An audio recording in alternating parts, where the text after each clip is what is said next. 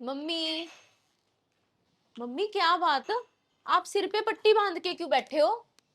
बस बेटा, एक तो मुझे तेरी चिंता लगी रहती है। ये बता, कैसे हैं तेरे ससुराल वाले अब? मम्मी अब आप मेरी चिंता करनी छोड़ दो। मेरे ससुराल वाले मम्मी बहुत अच्छे हैं।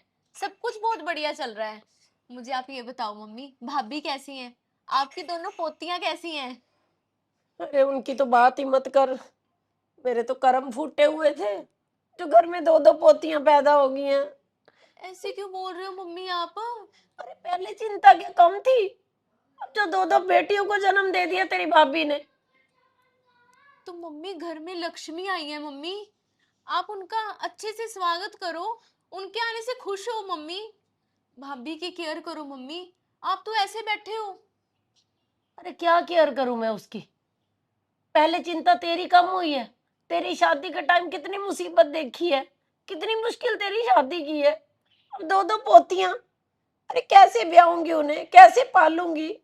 एक तो तेरे भाई की इतनी कमाई भी नहीं है कि दो दो बेटियों का बेचारा खर्चा उठा सके। भैया मम्मी सब खर्चा उठा लेंगे। भैया की इतनी तो कमाई ठीक है मम्मी। कर लेंगे सब कुछ।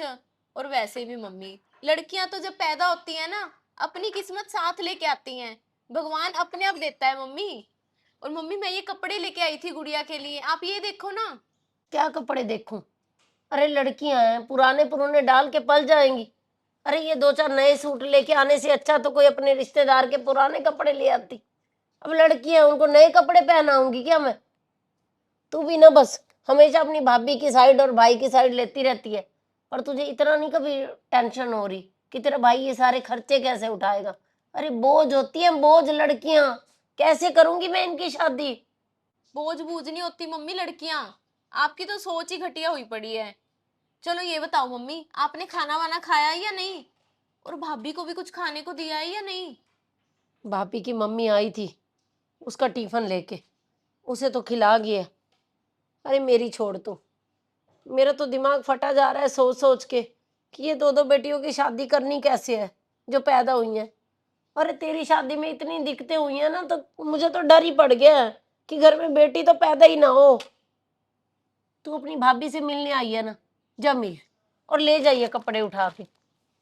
जा दे दे तेरी भाभी को। भाभी की पड़ी है, भाई की तो बिल्कुल फिक्र ही नहीं है, जिस या माँ की जिसके ऊपर इतना बोझ आ गया है। अरे लड़कियां तो बोझ होती हैं बोझ। गुड़िया तो भाभी दोनों ही बड़ी प्यारी हैं। बिल्कुल आप पे गई हैं। आपको पता है भाभी, जैसे ही मैंने सुना ना कि दो दो बेटियां हुई हैं, मुझे तो बहुत खुशी हुई भाभी। और मैं तो भागी चली आई बस।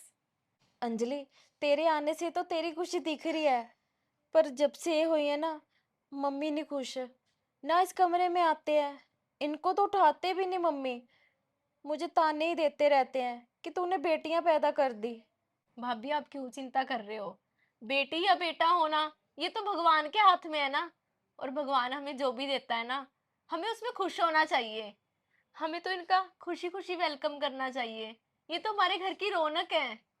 बहुत ज्ञान बांट रही है अपनी भाभी को। क्या बात, तुझे अपनी शादी का कुछ भी याद नहीं है क्या कि तेरी शादी के टाइम कितनी मुसीबत देखी थी हमने? मम्मी मुझे सब कुछ याद है। पर अगर मेरी शादी टूट गई थी, आगे से बंदे नहीं सही निकले थे, पर मम्मी जरूरी तो नहीं है कि हर बार ही ऐसा हो। और हर लड़की के साथ ऐसा हो। मम्मी वो तो किस्मत थी मेरी जो हो गया मेरे साथ। अब तो मम्मी मैं बहुत खुश हूँ। अब तो मुझे इतने अच्छे ससुराल वाले मिले हैं। और मम्मी आप इनकी चिंता मत करो। इनकी किस्मत बहुत अच्छी होगी। प्लीज आप ये टेंशन लेके बार बार ऐसे भाभी को ताने मत दो।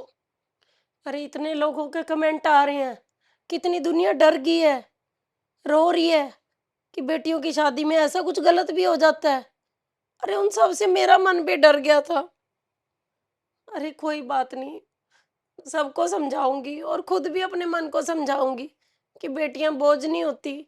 बस कई बार वक्त ही खराब चल रहा होता है, समय खराब होता है, किस्मत खराब होती है, कोई कुंडली में दोष होता है, जो हमारे साथ भी हो गया। ठीक है बेटा, मैं तेरी बेटियों को बहुत प्यार दूंगी और बेटियों से कभी भी नफरत नहीं करूंगी, क्योंकि ये नया भारत है। यहाँ पे लड़कियां बोझ नहीं होती, उल्टा कमा के खिलाती है माँ बाप को। तो कभी भी अपने दिमाग में ये चीज मत रखना कि बेटियां बोझ होती हैं। बहुत सारे ना इस बात को लेकर कमेंट आ रहे थे मेरे पास, मैसेंजर के ऊपर मैसेज आ रहे थे कि आंटी सचमुच में आज हम डर गए कि लड़कियां तो लगता है बोझ ही होती हैं। ऐसा कुछ नहीं है। हमारे उज्जवल भारत में लड़कियां पढ़ी लिखी हैं, कमा लेती हैं, सब कुछ कर लेती हैं। तो मेरे हिसाब से तो मैं कभी भी आज के बाद ये नहीं समझूंगी कि आशु मेरा बेटा है और अंजलि मेरी बेटी है। मैं तो अपने दोनों बेटे समझ के सारी उम्र भी अपने पास रखने के लिए तैयार हूँ अंजलि को। मेरे लिए कोई भी अंजलि बोझ नहीं है, और ना ही मेरी बहू तो है ही प्यारी बड़ी। तो स्टोरी अच्छी लगी हो ना दोस्तों, इसे शेयर जरूर कर देना। और जो नए लोग हमारी स्टोरी देखने हैं, ऐसी ही और स्टोरी देखने के लिए मनचंदा फैमिली ब्लॉग को फॉलो जरूर कर लीजिए। बाय।